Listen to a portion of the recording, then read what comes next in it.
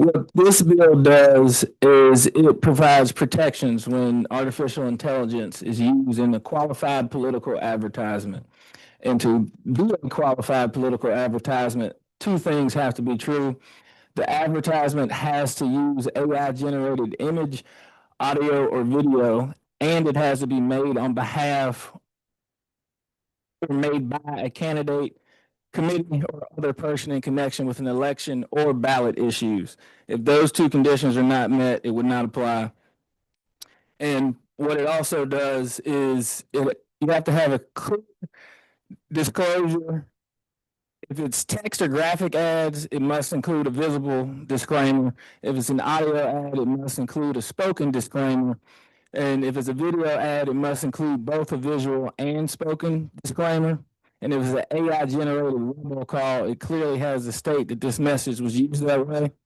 And what it does not do is it does not ban AI use in campaigns. It does not regulate text only content such as captions or written posts. It does not apply to private social media activity. It doesn't apply to satire or parody. And it does not apply to news coverage or documentaries. And it doesn't create criminal penalties. And it also protects if someone creates a AI generated ad and gives it to a television or radio station or cable or satellite provider to run, that liability doesn't attach to those entities. It only attaches to the person or committee that created it. And for a first violation by an individual, it'd be up to $250. Subsequent violations are up to $1,000. And for committees, it starts with $1,000 per violation. And enforcement authority is by the Attorney General, the candidate who is injured or likely to be injured by the violation. It can be brought in Hinds County in the Seventh Circuit, where the violation takes place, the county where those voters are being attempted to be influenced. So it preserves free speech and also protects voters from deception and from those candidates from deception. And with that, I'll entertain any questions. Thank you. Does the committee have any questions? Senator Delano. Mr.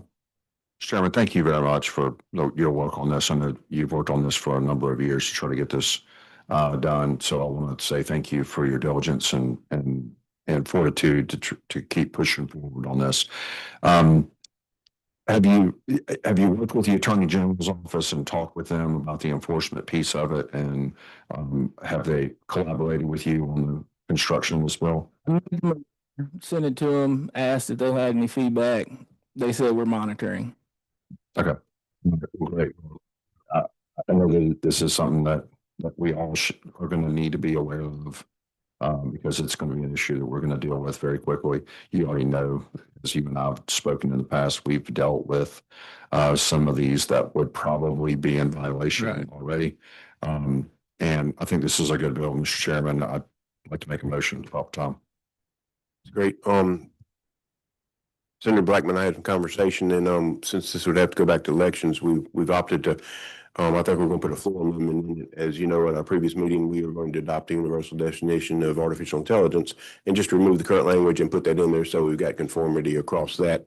Yes. With that, any other questions?